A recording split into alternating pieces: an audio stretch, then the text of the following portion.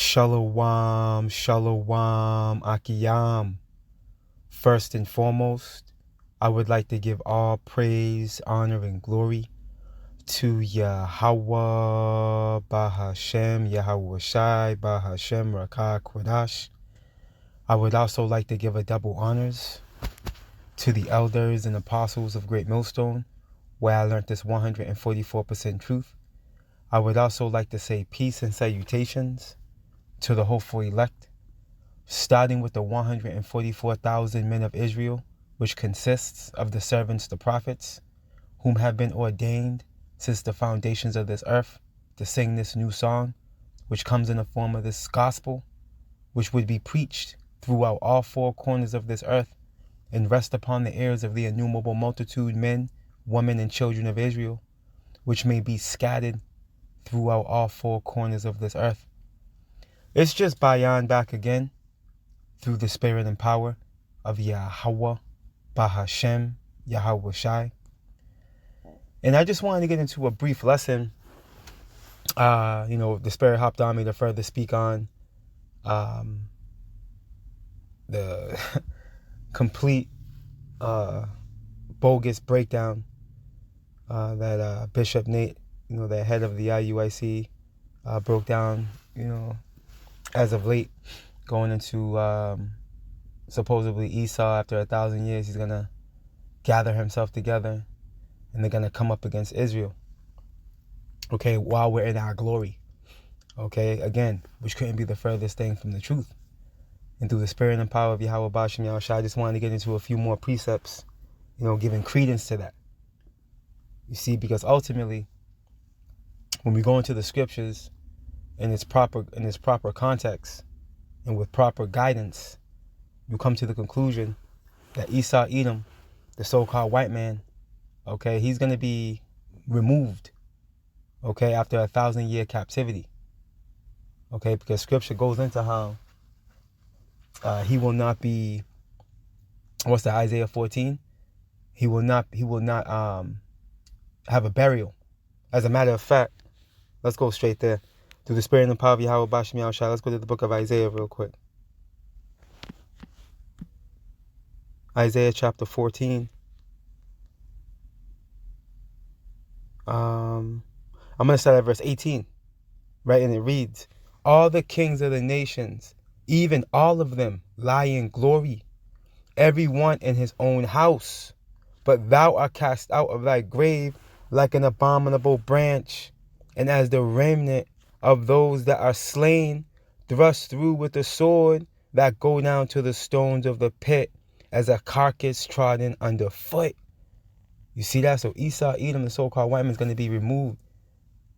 You see, he's not going to be dwelling, okay, in the kingdom of heaven, okay, which is going to be the kingdom of Israel on the planet Earth, okay, when the earth is brought back to its Garden of Eden estate after that 1,000-year rigorous captivity that you heathens got to serve. Now check this out. Thou shalt not be joined with them in burial, because thou hast destroyed thy land and slain thy people. The seed of evildoers shall never be renowned. Right? See, the heathen are going to be brought back to their own land. They're going to be given their portion. You see? And they're going to be able to dwell. They're going to be able to dwell in paradise, man. You see? But it's saying here that Esau, the evildoers, are going to be what? You're not going to join them, right? The kings of the nations. Okay? In burial, man. See? You're not going to have a resting place. See? You're not going to have a land where you reside. You see that? And as a matter of fact, as we continue on, what's it say? Prepare slaughter. Isaiah 14 and 21.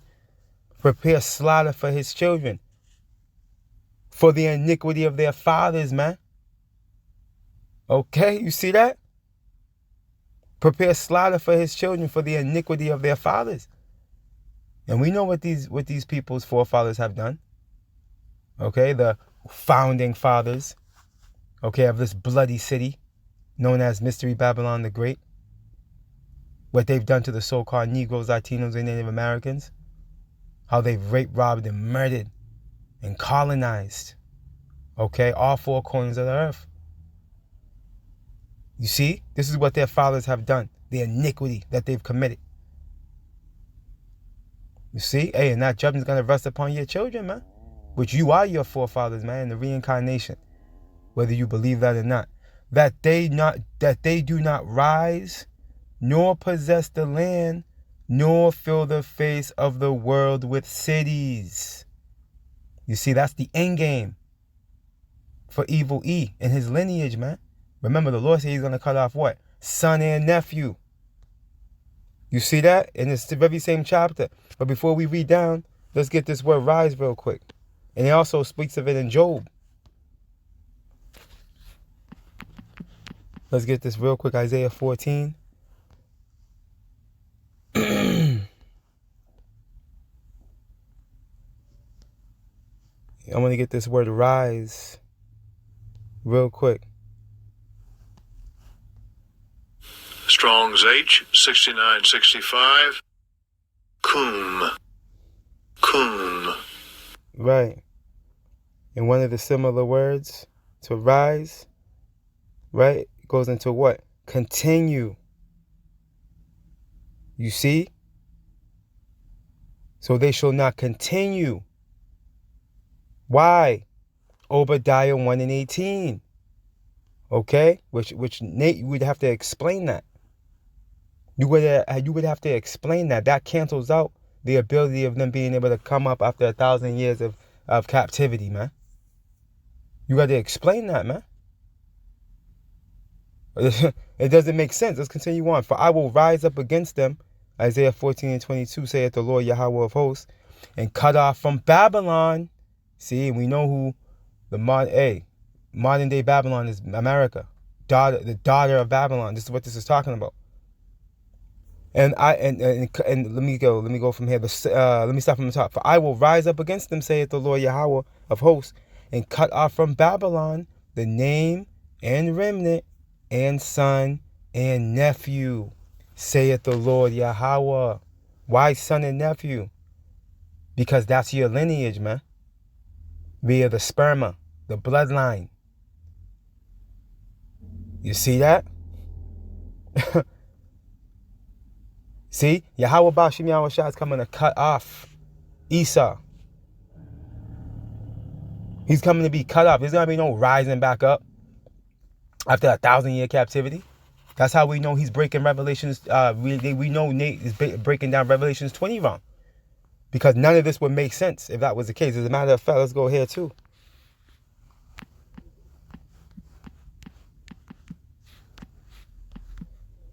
What's it say here in the book of Sirach? Chapter 10 and verse 10, it reads, the physician, which is Yahweh Shai, cutteth off a long disease, which is evil E. Okay? And he that is today a king, tomorrow shall be deleted. Okay? We know as of right now what? Job 9 and 24. The earth has been given into the hands of the wicked. We know who the wicked are when we read Malachi 1 and 4. Esau, Edom is coined as the border of wickedness, man. You see? And upon the new kingdom coming in, the new heaven and the new earth, okay, which is going to be established upon righteousness, evil is going to be cut off, right? Let's go here. See, Nate, you got to make it make sense. The book of 2nd Ezra, chapter 6, and verse 7, and it reads, for evil shall be put out, okay? And deceit shall be quenched, man. And that's evil E and his rulership in a nutshell. Evil and deceit. Why do you think we coin him as a physical counterpart of the spiritual demon Satan? Because he's coming after his works, like it tells you in 2 Thessalonians. See? This is why we say he's the devil that the Bible speaks of. Because he's a deceiver, a slanderer, a false accuser. See, but all that's going to be put out, okay, in the eon to come, right? As for faith, 2nd Ezra 6 and 28, it shall flourish. Corruption shall be overcome. And the truth, which hath been so long without fruit, shall be declared. You see? Because why? Yahweh Ba'ashim Yahweh Shai is going to create a new heaven and a new earth. As it tells us here, okay, upon New Jerusalem coming down, okay, establishing order in the name of Yahweh Ba'ashim Yahweh Shai. The book of Isaiah chapter 65 and verse 17, it reads, for behold, I create a new heaven, right? A new rulership, which is going to automatically usher in what? In a new earth. You see, because the vibration of the earth is reflected off of whoever's ruling. And because the earth is going to be being ruled in righteousness, the earth is going to become a paradise once again. And the nation shall not learn war anymore. Isaiah the 2nd chapter. Right? And the former shall not be remembered, nor come into mind. But be ye glad and rejoice forever in that which I create. For behold, I create Jerusalem. Remember, in Jerusalem, the people before it's a place. This is talking about the so-called Negroes, Latinos, and Native Americans. A rejoicing, and her people a joy. And I will rejoice in Jerusalem. There's going to be no nations rising up against us, man. We're going to be in complete, total subjection. And I will rejoice in Jerusalem and joy in my people. And the voice of weeping shall be no more heard in her. See? For the voice of, nor the voice of crying, man. Hey, the last thing we're going to have to worry about is one of these heathen nations trying to raise up. That's the last thing I will be worried about, man. You see? Hey, and this is the same new heaven, all right? And the same new earth. We can go ahead. Let's close out right here. Spoken of here in Revelations 21. I'll start from verse 1 and read down to the point. Revelations 21 and 1. And I saw a new heaven. This is John the Revelator, right? While he was on the Isle of Patmos, right? Serving out his sentence, right? For preaching Yahweh Ba'ashim Yahweh Shai. And I saw a new heaven and a new earth. For the first heaven and the first earth will pass away, and there was no more sea. You see that? So here it is. John the Revelator was given a vision, man, of the kingdom of heaven, man. That's going to be on earth. Check it out. And I, John, saw the holy city, New Jerusalem, coming down from Yahweh Ba'ashim Yahweh Shai out of heaven, prepared as a bride adorned for her husband, man. Okay, and this is when the elect, starting with that 144, all right, the governing body comes down off them chariots, man. You know, after the crowning ceremony takes place, you know, we chop it up with Yahweh Shai, you know, get that yayan cracking through the spirit, you know. Lord willing, we're part of that precious number. Hey, guess what? We're going to come down, man, off them chariots to issue forth that righteous judgment. See? In the cleansing of this planet, right? And I heard a great voice out of heaven saying, behold, the tabernacle of Yahweh Ba'ashim Yahweh Shai is with men, and he will dwell with them, and they shall be his people, and Yahweh Ba'ashim Yahweh Shai himself shall be with them, and be their power. And here's the point right here. And Yahweh Ba'ashim Yahweh Shai shall wipe away all tears from their eyes, and there shall be no more death. Okay? Literally, and Esau related. Because remember, Esau, pursuing the Habakkuk, the 2nd chapter, he's coined as death, man. As death in hell. You see? He's that evil, wicked man that was built to take peace from the earth. But guess what? He's going to be through. You see? And Yahweh Ba'ashim Yahweh Shai shall wipe away all tears from their eyes, and there should be no more death, neither sorrow, nor crying, Neither shall there be any more pain. You see that way? We're going to have those corruptible bodies, man. Those incorruptible bodies. It's Salakia. Okay, those corruptible bodies are going to pass away. We're going to be in those incorruptible bodies, man. You see? Immortals, man. We're going to be like gods, which goes into powers. You see? And Yahweh Bashim Yahushua is going to establish it. For the former things are passed away, man. We are not going to be worrying about any of these heathen nations raising up. You see? Hey, Bishop Nair, you got Revelations 20 all the way wrong. All the way wrong, man. And this is why you never separate yourself, from the source. Never separate yourself, from that vine, that true vine, which is Yahweh Shai. Because when you do, you slowly but surely begin to diminish, man. And it gets to a point where you're blinded. You're blinded by pride, right? You're blinded by your own vain opinion, to the point where by the time you dry out, hey, you were through a long time ago, man. But by the time you dry out, you got that visit, all right, from that cruel messenger, man. Because it's very wicked, to teach false doctrine.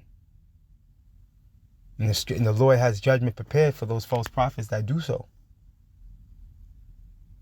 See, we want to be found with no guile in our mouths.